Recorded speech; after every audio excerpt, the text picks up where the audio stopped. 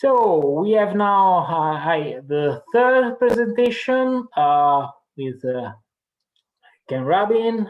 Ken is the Executive Director of the BPN Plus Health Community. That is a non-profit community of practice focused on advancing the sharing of workflow and clinical pathway.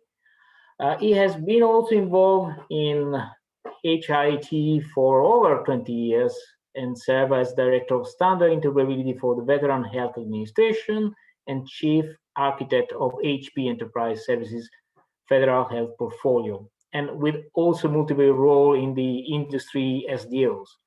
He is a HL7 fellow, and research associate with the University of Utah Department of Biomedical Informatics.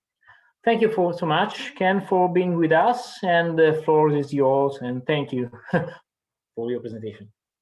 Many thanks for having me here today. I'm grateful that all of you are with us, and special thanks to Giorgio and Stefano for placing me where they did in the program, because I think both Michael and Oliver made some outstanding points that I'd like to amplify.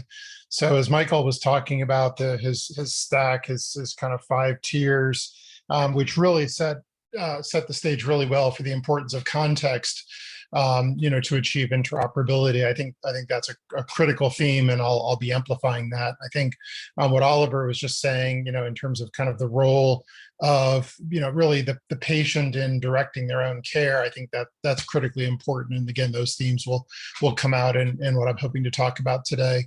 So where I'd like to start is around foundations, and it was almost 10 years ago that I was with HL7 Italia. This photograph is actually from the Coliseum, and I like this picture because it shows the foundation and the walk in front of the Coliseum, and you're just wide open with possibilities as to where you might go. And I think that's really where we are in terms of health IT at the moment. So let me go ahead and move on. So I'm going to talk primarily about interoperability in the broad. So in the context of deploying new electronic health record systems for this next generation of care, I think interoperability is a critical component, and we focus an awful lot on data interoperability. So what does interoperability mean? And I expect that some of these themes are familiar. The need to be able to coordinate care for a patient, because ultimately this is all about an individual patient and the care journey that they're on. Patients interact with care teams. Those care teams could be at one site, they could be across multiple locations, and that poses a challenge. So how do we get the data where it's needed, when it's needed, so that we can make informed decisions? But the talk today, what I'd really pose is that the data interoperability is not enough. So while data is critically important, and it is absolutely the essential first step, there's more to it to achieve the promise of high quality health and wellness for the cohorts we take care of. So let's look at data interoperability for a second to start. So, and I think this has been covered really well in the past couple of presentations. So we start with data elements, a specific piece of data, but that tends to be context free. But if we're going to understand that, we need to have a definition for what that element is, how it's going to be used. And at the end of the day, we need to start to apply structure. And I think Michael in particular did a good job talking about these kind of logical models, which are essential to sharing. Underpinning all of this is terminology. We haven't talked too much about terminology today, but the idea that we have standard representations of this information that we can then look up and relate, and through these codes and through these relationships and ontology, we can now start to do inferencing based upon that data. Manage the semantics across those things, manage versions, and be able to share data, not just at the instance level, but the meaning along with it, which is critical. And that gets us kind of to the third leg here, the data meaning. Ultimately, this is about being able to consistently and repeatably share information among systems, and not just IT systems, but among health systems.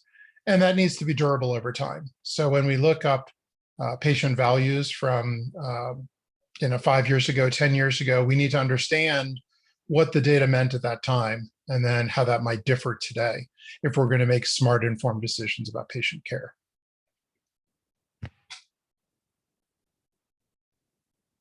So I think there are a lot of misunderstandings about what interoperability really is. So I'd like to be a little playful for a moment and talk about the top 10 misconceptions about data interoperability. And I update this every year.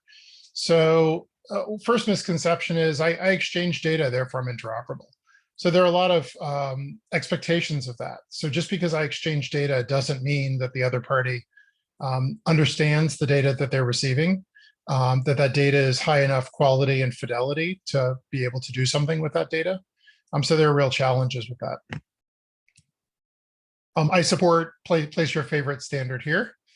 Therefore, I'm interoperable. And as I think both Peter and Oliver highlighted, there are a myriad of standards out there today. And it's not just a matter of picking a standard.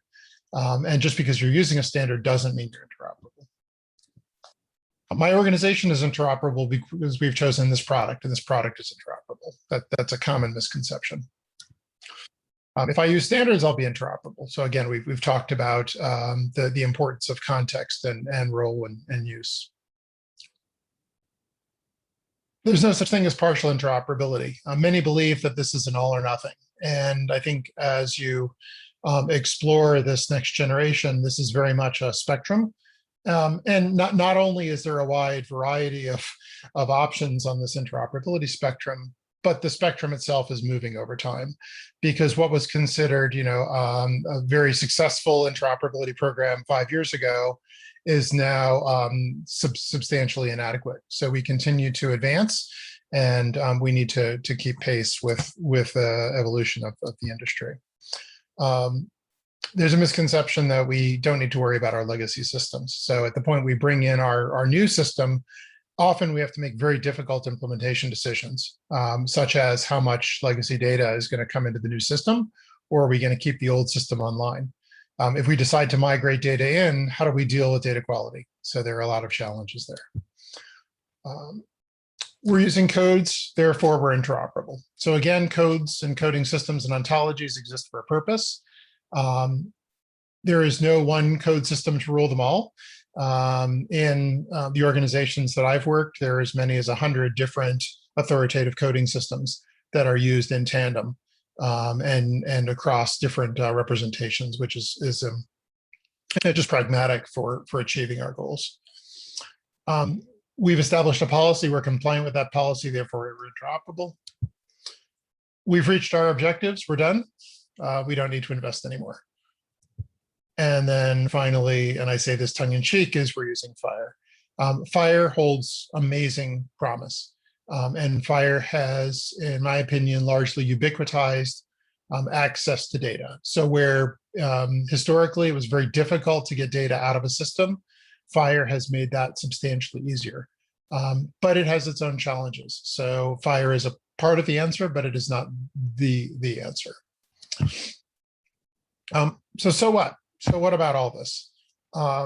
We've talked a lot about data, but data doesn't tell the whole story. So as you have a patient, and don't think in the generic about a patient, think about one of your loved ones. Think about your spouse, a child, a parent. We have to consider the patient wishes and context as we design solutions. So all of that folds in the patient care plan, their journey, what their intentions are. If you have an elderly patient that suffered a fall, their goal might be to move back into their home instead of being in long-term care. That's critically important, and the data itself doesn't show you that. We need to fold in these contextual elements, this context, to be able to make these decisions. So as we look at interoperability, and the reason I bring this up is data is but one dimension of the interoperability we have to consider. So let's explore this a little bit. So data interoperability, what it is, we've talked about, it's exchange of information in some sort of usable form and representation that allows us to maintain consistency, context, meaning, understanding. And it matters so that we can have data available where and when it's needed.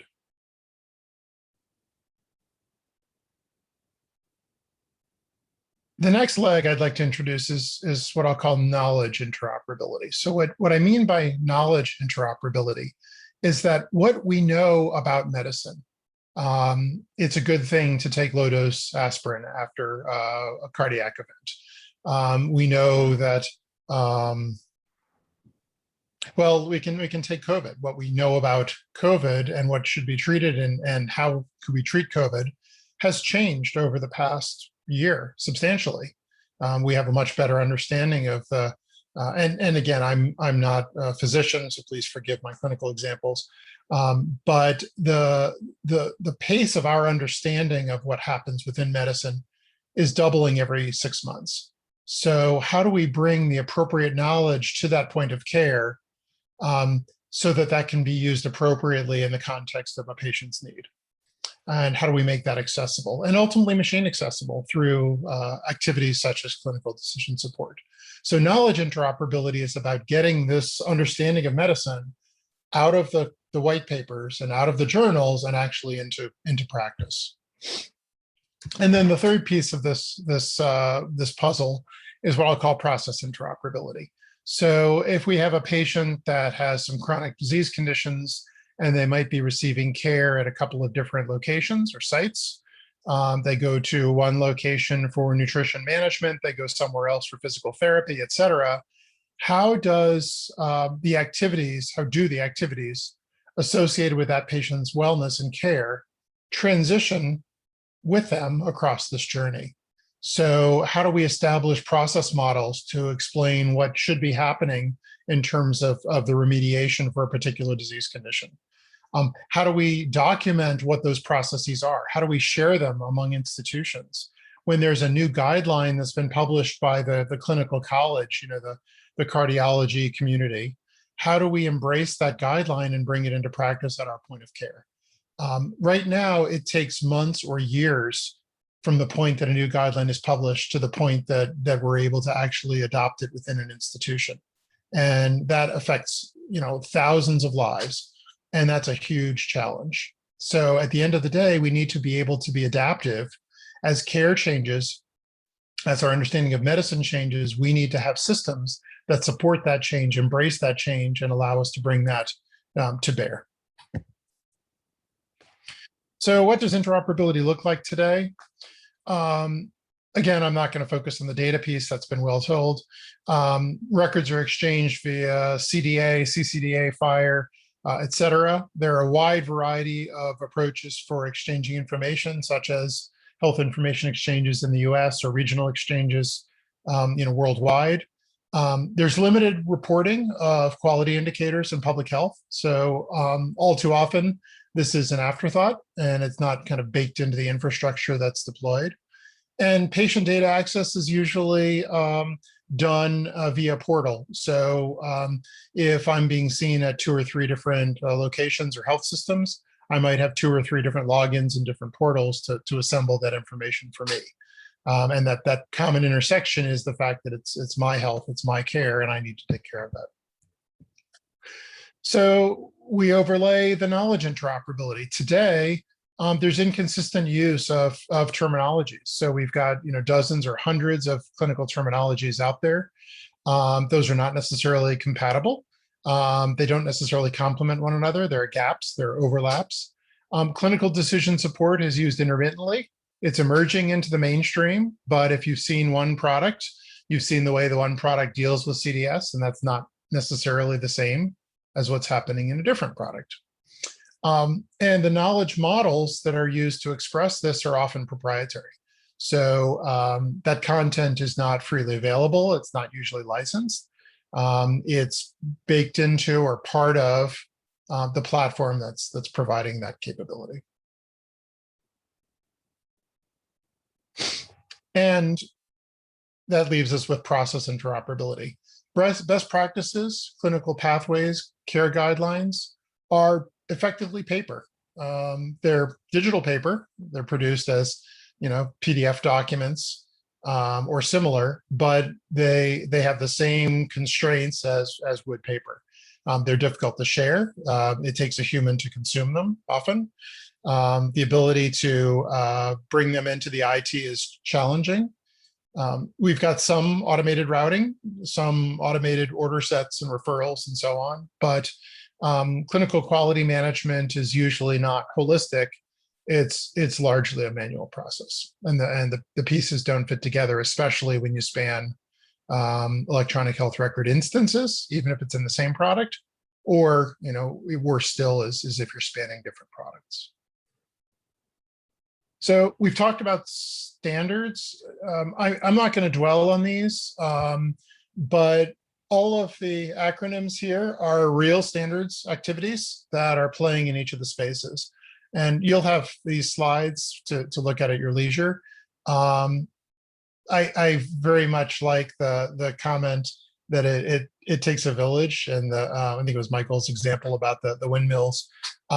We need all these pieces to work together. And one of the challenges to all of you as you look at the next generation of solutions is, how do we piece together many of these components to solve specific problems? And what I'd like to do is spend a few minutes on the process side of things and talk about BPM Plus Health in particular as a new entrant in this space that's really trying to bring together existing pieces to solve some of these process challenges.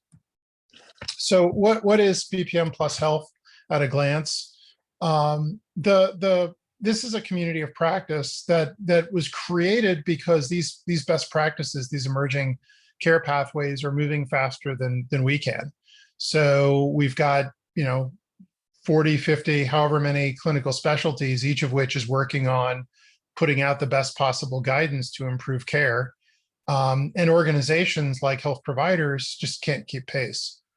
It's very difficult to change the way we do business and to change our workflows. And that's within an institution, much less following the patient as their journey takes them across different institutions. And at the end of the day, each specialty speaks its own dialect and its own language, which makes it even more difficult for organizations that practice multidisciplinary care. So we are a member-driven community of practice. We established this common language based upon open standards modeling formalisms. And it's underpinned by the Object Management Group, which has been around for 30-something years. It's an established, mature nonprofit organization.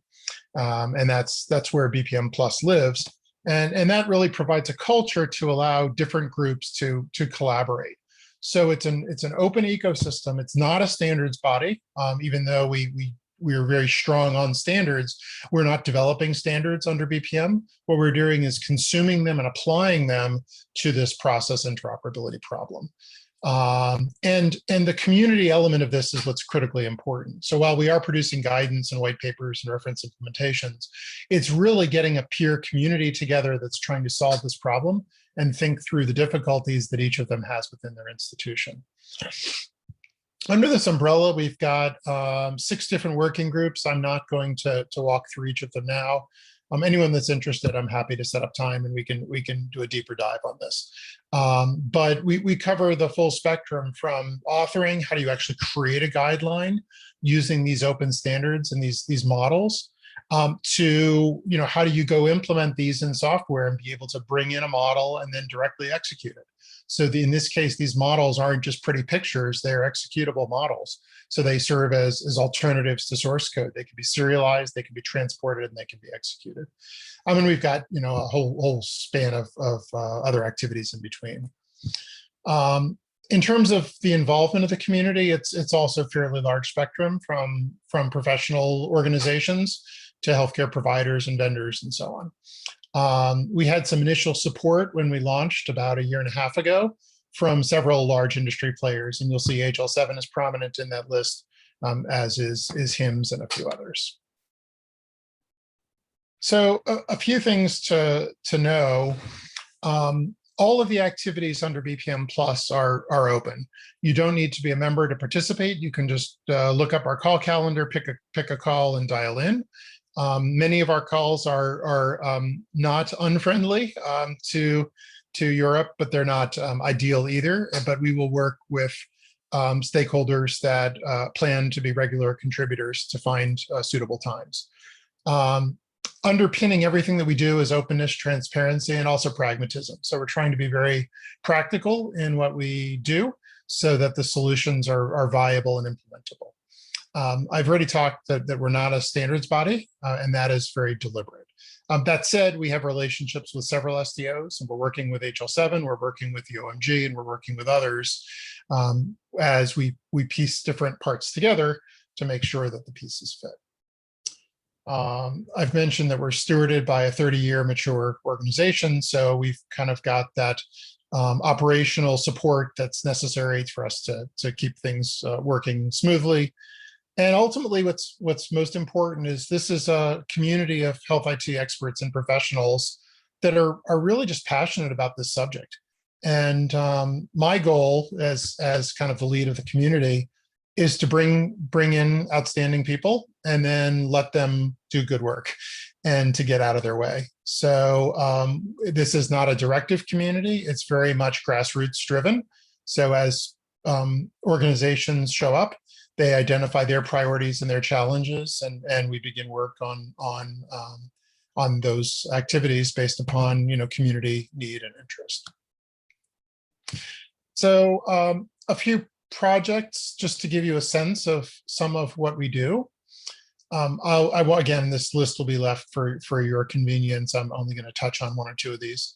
The first item, which is probably the most important document to come out of our community, is what we call the Field Guide to Shareable Clinical Pathways.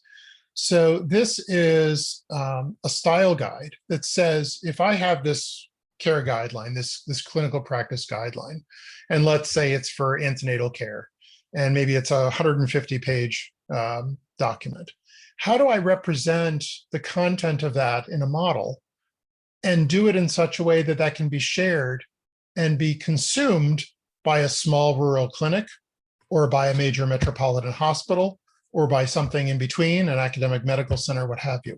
How do I make adaptations to that guideline but still stay within the spirit of that guideline? How do I take the narrative and transform that into a model that can be more precisely represented, easier to consume, and more accurate and more consistent? That's what the field guide is really about. Second item, and I'll probably just leave it with this, is let me just call out the readiness assessment and maturity model.